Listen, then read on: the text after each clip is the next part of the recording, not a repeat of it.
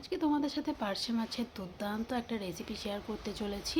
তো রান্না তো অনেকভাবেই করা যায়, তো চলো আজকে যেভাবে আমি পার্শে মাছের এই ঝালের রেসিপিটা বানাচ্ছি সেটা তোমরা অবশ্যই বাড়িতে ট্রাই করো, আর কেমন হয়েছে তারপর আমাকে কমেন্টে এসে জানিও রেসিপিটা তোমাদের কেমন লেগেছে। অবশ্যই কিন্তু আমি যেভাবে বানাচ্ছি পুরো ভিডিওটা দেখতে থাকো আর বাড়িতে ট্রাই করো।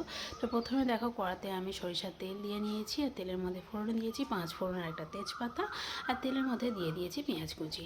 পেঁয়াজ কুচিগুলো এবার আমি কিন্তু বেশ ভালো করে লাল লাল করে ভেজে নিচ্ছি। আর আমি এই রান্নাটা করব কাঁচা লঙ্কা দিয়ে, তোমরা চাইলে গুঁড়ো লঙ্কা ইউজ করতে পারো, আমি বেশি কিন্তু কাঁচা লঙ্কা দিয়েই রান্না করি।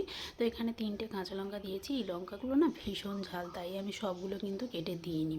তো 3টে কাঁচা লঙ্কা দিয়ে আমি দিয়ে দিলাম লঙ্কা গুঁড়ো, হলুদ গুঁড়ো আর আদা রসুন বাটা।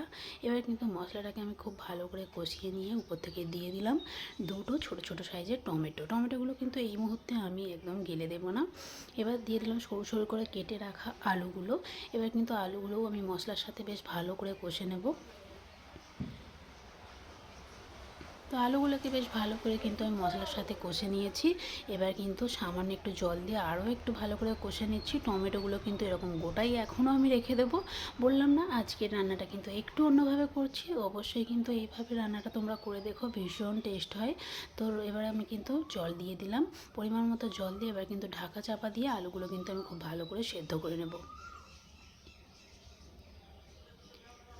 তো তোমরা যারা এখনও আমার চ্যানেলটা সাবস্ক্রাইব করোনি অবশ্যই কিন্তু চ্যানেলটাকে সাবস্ক্রাইব করে পাশে থাকা বেল আইকনটাকে প্রেস করে দিও। আর যারা আমার চ্যানেলটাকে সাবস্ক্রাইব করে আমার পাশে রয়েছে তাদেরকে আমার অনেক অনেক ভালোবাসা আর ধন্যবাদ। যাই হোক, তো আলুগুলো কিন্তু আমার সেদ্ধ হয়ে গেছে, ঢাকাটা খুলে দেখে নিয়ে আমি নামিয়ে নিয়েছি। এবার কড়াটাকে পরিষ্কার করে নিয়ে আবারও বেশ খানিকটা সরিষার তেল আমি দিয়ে দিয়েছি। আর এদিকে দেখো পার্শে মাছগুলো কেটে ধুয়ে পরিষ্কার করে নিয়ে নুন হলুদ মাখিয়ে নিচ্ছি। তো পার্শে মাছ কিন্তু দারুণ খেতে লাগে।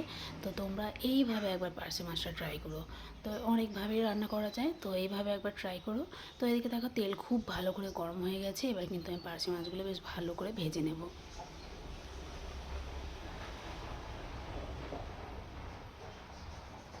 তো দেখো মাছগুলোর এক পিঠটা কিন্তু খুব ভালো করে আমি ভেজে নিয়েছি, এবার উল্টে পাল্টে ভেজে নিচ্ছি।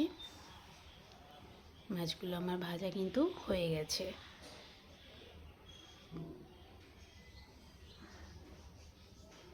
এদিকে দেখো সবগুলো মাছ আমার ভাজা কমপ্লিট হয়ে গেছে। এবার এদিকে যে তরকারিটা আমি করে রেখেছিলাম ওটাকে আবারও কড়ার মধ্যে আমি ঢেলে দিলাম। তো তরকারিটা দেখো ফুটতে শুরু হয়ে গেছে। এবার পার্শে মাছগুলো একে একে আমি কিন্তু ঝোলের উপর থেকে দিয়ে দেবো, দিয়ে বেশ ভালো করে একটু ফুটিয়ে নেব। ফুটিয়ে নিয়ে কিন্তু সামান্য একটু ধনেপাতা কুচি আর একটুখানি গরম মশলা দিলে আজকের এই পার্শে মাছের দুর্দান্ত ঝালের রেসিপিটা কিন্তু একেবারে কমপ্লিট হয়ে যাবে।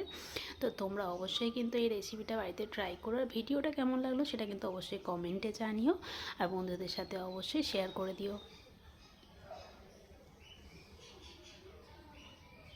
দেখতেই পাচ্ছ, মানে দেখেই মনে হচ্ছে যে তরকারিটা সত্যিই দারুণ হয়েছে। আর অবশ্যই কিন্তু বাড়িতে এইভাবে ট্রাই করো, দারুণই হবে।